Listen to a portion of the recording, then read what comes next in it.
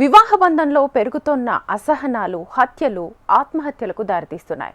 అక్రమ సంబంధాలతో బంధాలు బీటలు వాడుతున్నాయి. కుటుంబాన్ని నాశనం చేస్తున్న ఎన్నో ఉదంతాలు మన కళ్లకు కడుతున్నాయి. మాయమవుతున్న మానవత్వ ఘటనలు చూసి సమాజమే నివ్వెరపోతోంది. విశాఖలో నిండు గర్భిణిని చంపిన భర్తను చూసి తెలుగు రాష్ట్రాలు ఉలిక్కిపడ్డాయి. ఇటీవల జరిగిన అనేక ఘటనలు విస్తుపోయేలా చేస్తున్నాయి.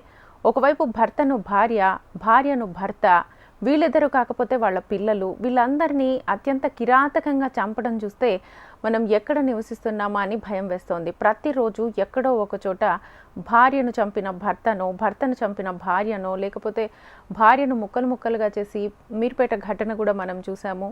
సో ఇలాంటి ఘటనలు ప్రతి చోట ఎక్కడో ఒక చోట అక్రమ సంబంధానికి తలొగ్గో, లేకపోతే ప్రియుడితో కలిసి భర్తను చంపడమో, లేకపోతే భార్యని భర్త చంపేయడమో, మొన్నటికి మొన్న నిండు గర్భిణిని చంపేయడం కూడా మనం చూసాం. ఇలా కాకుండా భర్త భార్యల సంబంధమే వీక్ అనుకుంటే వీళ్ళ మధ్యలో వచ్చిన పిల్లలు అసలు ఏం చేశారా అనే క్వశ్చన్ తలెత్తక మానదు.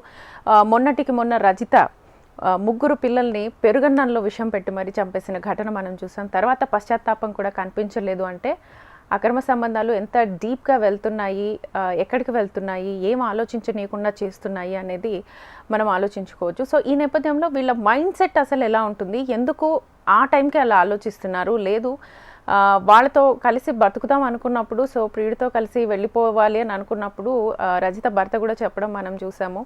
సో తనతో వెళ్ళిపోయినా బాగుండేది పిల్లల్ని చంపకుండా అని చెప్పేసి, బట్ పిల్లల్ని చంపాలి అనే ఆలోచన ఎందుకు వచ్చింది అని అన్నప్పుడు ప్రియుడు ఎవరైతే ఉన్నారో అతడు పిల్లలుంటే నేను పెళ్లి చేసుకోను అని చెప్పిన సందర్భంలో పిల్లలు అడ్డొచ్చారు. సో ఒకవేళ చంపేసినా కలిసి బ్రతుకుతారా అంటే అది లేదు.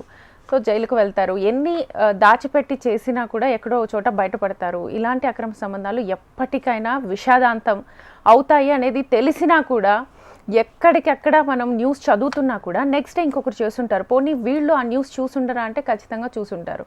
బట్ ఆ టైంకి మేము దొరకమనుకుంటారా, లేకపోతే చంపేస్తే పోతే పోయింది, మనకు అక్కడికి ఆ బంధం ముగిసిపోతుంది అని అనుకుంటారా అనేది తెలీదు. సో